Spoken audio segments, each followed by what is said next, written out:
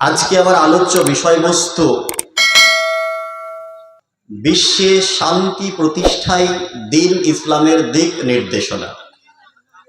এই শিরোনামকে সামনে রেখে খুব ক্ষুদ্র পরিসরে কোরআন সুন্নাহ এবং বাস্তবিক প্রেক্ষাপটের আলোকে আলোচনার ইতি টানব ইনশাআল্লাহ। ওমা তৌফিক ইল্লা বিল্লাহ।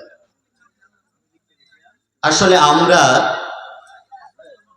এই পৃথিবীর যারা বাসিন্দা, বর্তমান যে সময়টা আমরা অতিবাহিত করতে চলেছি, এটা শুধু আমাদের মুসলিমদের জন্যই কষ্টকর এমনটা নয়, সারা পৃথিবীর মানব জাতির কাছেই একটা দুঃসহনীয় সময়। সারা পৃথিবীর মানুষ কোনো না কোনো একটা সমস্যায় জর্জরিত। প্রত্যেকটা সমাজের প্রত্যেকটা বাড়িতে প্রত্যেকটা মহল্লায় মানুষ অশান্তির মধ্যে দিনাতিপাত করছে। অর্থাৎ এক কথায় বলতে গেলে মনে হবে যে আমরা যেন একটা অশান্তির দাবানলে ভস্মীভূত হচ্ছি, অর্থাৎ অশান্তির আগুনের মধ্যে দাউ দাউ করে আমরা জ্বলছি। কেন এমনটা হচ্ছে আপনি আপনার বাস্তবিক প্রেক্ষাপটের দিকে তাকিয়ে দেখুন। যাদের সঙ্গে আমার আপনার সম্পর্কটা একেবারে আমৃত্যু পর্যন্ত সম্পর্ক, যে সম্পর্কগুলো অতি মধুর, খুবই কাছের, সেই সম্পর্কগুলো আর অতটা মধুর নেই। কেন? একজন সন্তানকে একজন পিতা জন্ম দেয়, মায়ের ঔরসে একটা সন্তান জন্ম লাভ করে। একটা সন্তানকে বড় করতে গিয়ে একজন পিতাকে কত কষ্ট, কত ক্লেশ, কত অক্লান্ত পরিশ্রম করতে হয়। একটা সন্তান জন্ম দেওয়ার জন্য মা তার মাতৃগর্ভে 10 মাস 10 দিন পেটের মধ্যে ধারণ করে, ওই বাচ্চাটিকে 2 বছর দুধ পান করায়, তাকে ছোট থেকে বড় করে তোলে। আজকে আপনি আপনার সমাজ ব্যবস্থার দিকে তাকিয়ে দেখুন, সেই মায়ের সঙ্গে সন্তানের কথা চলে না। কি নাই আপনার এলাকায়? যে বাপ তার নিজের জীবন এবং যৌবনকে শেষ করে দিয়েছে একটা সন্তানকে উচ্চ শিক্ষিত করার জন্য, মাস্টার তৈরি করার জন্য, ডাক্তার তৈরি করার জন্য, সেই সন্তান বড় হয়ে ডাক্তার হয়ে, মাস্টার হয়ে, ইঞ্জিনিয়ার হয়ে তার পিতাকে বৃদ্ধাশ্রমে রেখে আসছে। এমনটা ঘটছে না? কথা বলেন, হ্যাঁ কি না? তাহলে এত মিষ্টি একটা সম্পর্ক, একটা মধুর একটা সম্পর্ক, এই সম্পর্কগুলো যেন এত মধুর আর নেই। সম্পর্কগুলো অনেক দূরের হয়ে গেছে। অর্থাৎ বাপের সঙ্গে ছেলের সম্পর্ক নেই, মায়ের সঙ্গে পুত্রবধূর বেটার বইয়ের ভালো সম্পর্ক নেই। ঘুম থেকে উঠে যে প্রতিবেশীর মুখ না দেখলে আমার চলে না, বলেন তো আপনি আপনার প্রতিবেশীর মুখ না দেখলে চলতে পারবেন? তারপরেও জমির সীমানা নিয়ে এমন একটা গন্ডগোল হয়েছে যে আপনি আপনার প্রতিবেশীর বিরুদ্ধে বহরমপুর গিয়ে কেস করে এসেছেন, আপনার প্রতিবেশী আপনার বিরুদ্ধে কেস করে এসেছে। এমন পরিস্থিতি সমাজে সৃষ্টি হয়েছে কি হয়নি? এটা তো গেল গ্রাম্য অবস্থা। আপনি সারা পৃথিবীর দিকে তাকিয়ে দেখেন, একটা রাষ্ট্র তার প্রতিবেশী রাষ্ট্রকে শাসন এবং শোষণের স্টিমার রুলার দিয়ে তাদেরকে চষছে। একটা বৃহৎ আকৃতির দেশ ক্ষুদ্র আকৃতির দেশগুলোকে পরমাণু বোমা দিয়ে বোমা বিস্ফোরণ করে ধূলিসাৎ করে দিচ্ছে। এই প্রতিনিয়ত আমরা সারা পৃথিবীতে দেখছি শুধু অশান্তি আর অশান্তি। এইগুলো কি একদিনে হয়েছে? এগুলো একদিনে হয়নি, দীর্ঘদিনের ফসল হচ্ছে এইগুলো। এগুলো কেন হলো? আল্লাহ সুবহানাহু ওয়া তাআলা আমার আপনার অন্তরে দিয়েছে ভালোবাসা, আমার আপনার অন্তরে দিয়েছে মমত্ববোধ, আমার আপনার অন্তরে দিয়েছে ভ্রাতৃত্ববোধ। সেই অন্তরটাকে আমরা এইগুলো না রেখে ওই অন্তরে আমরা জায়গা দিয়েছি একরাশ হিংসা। ওই অন্তরে আমরা রেখেছি একে অপরের প্রতি বীতশ্রদ্ধ চেহারা। এজন্যই যে গাড়িতে চেপে আমি প্রতিদিন আমার গন্তব্যস্থলে যাই, সেই কন্ডাক্টরের সঙ্গে আমার প্রতিনিয়ত 2 টাকা কম বেশি দেওয়া নিয়ে ঝামেলা হয়। আমি যার কাছ থেকে প্রতিনিয়ত মাছ কিনি, ওই লোকটা যখন মাছ ক্রয় করি অন্যদিকে খেয়াল করি না কেন, যে অন্যদিকে খেয়াল করলে ও পচা মাছটাই আমাকে দিয়ে দিবে। যে লোকটার কাছে আমি প্রতিনিয়ত সবজি কিনি ওই সবজি বিক্রেতার দিকে আমি আপনি অসন্তোষের দৃষ্টিতে নিক্ষেপ করি যে এই লোকটা ভারী দান্দর লোক, যে আমি যদি অন্যদিকে কর্ণপাত করি ও সবচাইতে নষ্ট সবজিটা আমাকে দিয়ে দিবে। তাই তো আজকে মানুষের বিরুদ্ধে মানুষ উঠে দাঁড়িয়েছে, সমাজের বিরুদ্ধে সমাজ উঠে দাঁড়িয়েছে, রাষ্ট্রের বিরুদ্ধে রাষ্ট্র উঠে দাঁড়িয়েছে। সারা পৃথিবী যেন মনে হচ্ছে যে একটা অগ্নিদগ্ধ পরিস্থিতি। আর আমরা তো মানুষ, আল্লাহ সুবহানাহু ওয়া তাআলা আমাকে আপনাকে সর্বোত্তম মাখলুক করে পৃথিবীতে প্রেরণ করেছে। সেই হিসাবে বুদ্ধিমত্তার দিক দিয়ে আমরা মানুষ হচ্ছে সর্বশ্রেষ্ঠ জীব। আমরা যখন দেখি একটা পাখি যার কোনো আয় উপার্জনের কোনো ঠিক ঠিকানা নেই, যে একটা ছোট্ট গাছের ডালে একটা ছোট্ট বাসায় বসবাস করে, ওই পাখিটা সকালবেলায় বের হয় খালি পেটে, সন্ধ্যাবেলায় তার উদর ভর্তি করে বাসায় ফিরে আসে, শান্তির একটা ঘুম দেয়। ওই পাখিকে দেখে আমরাও মনে করি আমরা তো মানুষ, আমাদেরও শান্তি আমরা চাই। পৃথিবীতে এমন কোনো মানুষ আপনি পাবেন না যে কোনো মানুষ অশান্তিতে থাকতে চায়, এমন মানুষ আপনি পাবেন না। প্রত্যেকটা মানুষ আমরা চাই শান্তিতে বসবাস করতে। এই শান্তির জন্য আমরা বিভিন্ন প্রচেষ্টা আমরা করি, কিন্তু অধিকাংশ ক্ষেত্রেই আমরা ব্যর্থ হই, অধিকাংশ ক্ষেত্রেই আমরা ফেলিওর হই। কেমন করে ফেলিওর হই? পৃথিবী আজকে বর্তমানে 800 কোটিরও বেশি মানুষ। এই 800 কোটিরও বেশি মানুষ শান্তির প্রকৃত উৎস সম্পর্কে আমাদের অজানা। অর্থাৎ শান্তির উৎস সম্পর্কে আমরা অধিকাংশ মানুষ জানি না।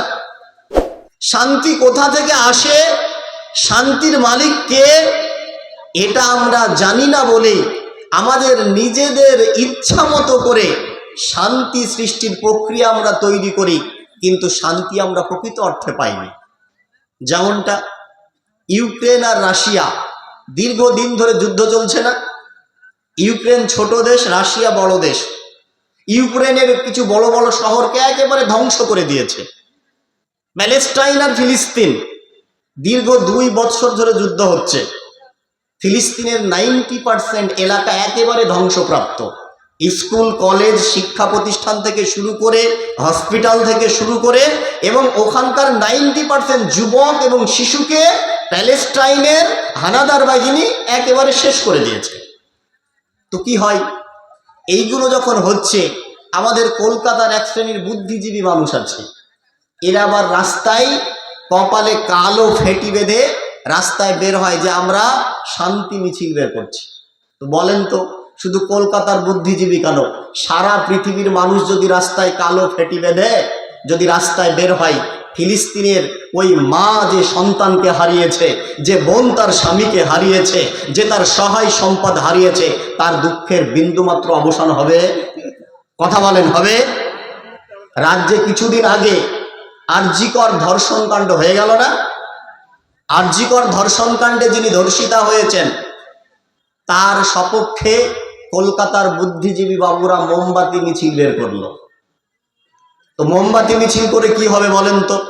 সারা পশ্চিমবঙ্গের বুদ্ধিজীবী যদি রাস্তায় মোমবাতি জ্বালিয়ে মিছিল করে, ওই আরজিকর কাণ্ডের যিনি ধর্ষিতা হয়েছে, তার বাপ মায়ের যে আক্রান্ত হয়েছে, তার বাপ মা যে যতটা কষ্ট পেয়েছে, তার কষ্টের বিন্দুমাত্র লাঘব হবে?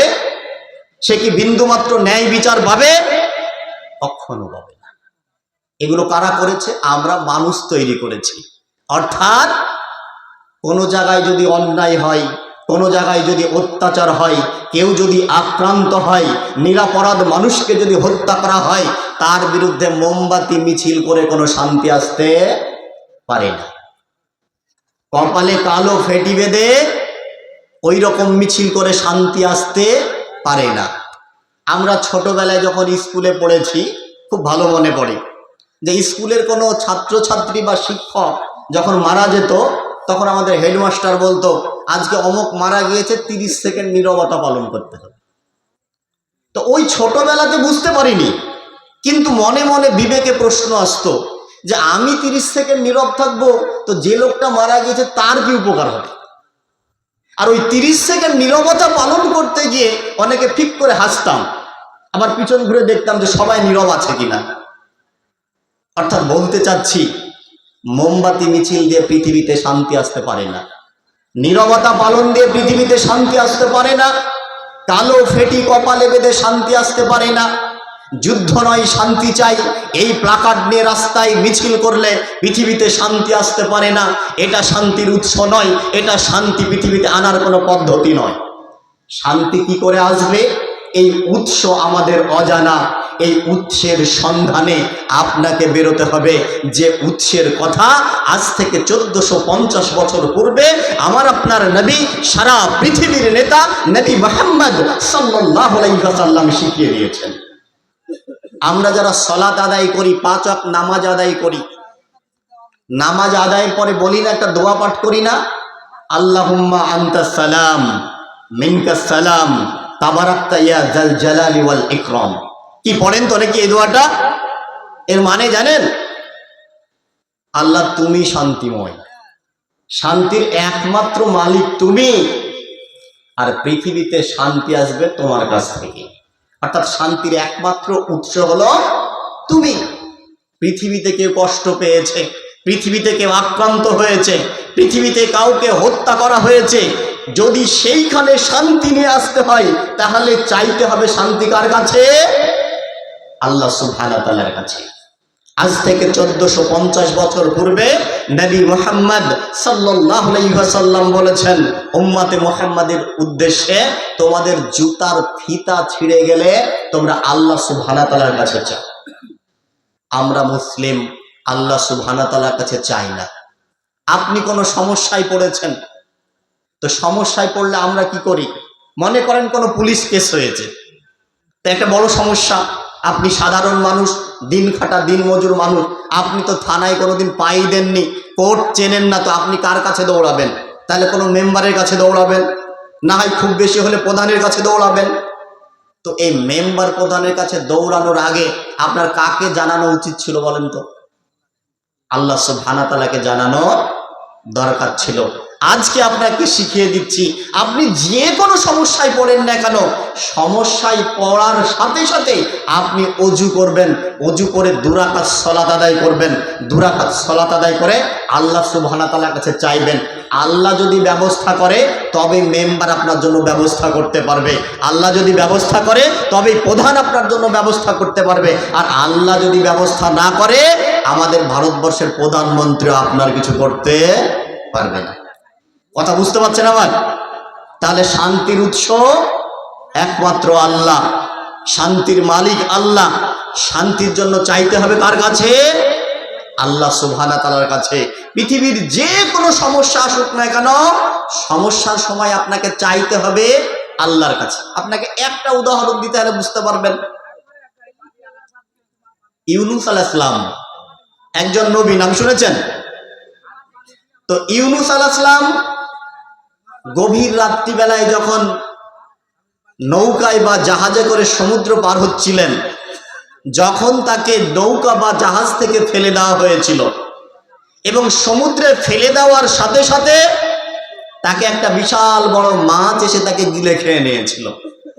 তো ইউনূস আলাইহিস সালাম কি আল্লাহ সুবহানাহু ওয়া তাআলাকে বলেছিলেন যে আল্লাহ, আমি এটা গভীর একটা অন্ধকারের মধ্যে রয়েছি, এখানে কোনো অক্সিজেন নেই, এখানে কোনো পানীয় জল নাই, এখানে কোনো খাবার নেই, এগুলো ব্যবস্থা করে দেন? এগুলো বলেননি।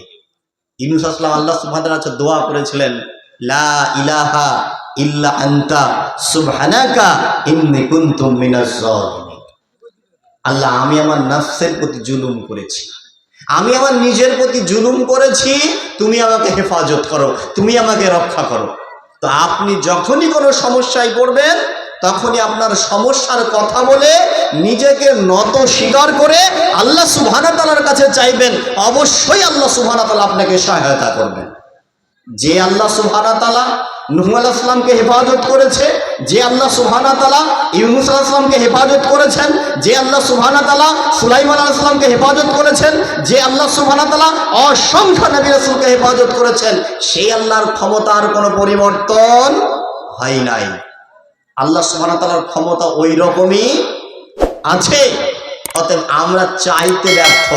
অতএব সম্মানিত ভাই এবং মা এবং বোনেরা, আপনি যে কোনো সমস্যায় পড়বেন, সমস্যার সময় আপনাকে চাইতে হবে আল্লাহ সুবহানাহু ওয়া তাআলার কাছে। এই কথা সব সময় স্মরণ রাখবেন।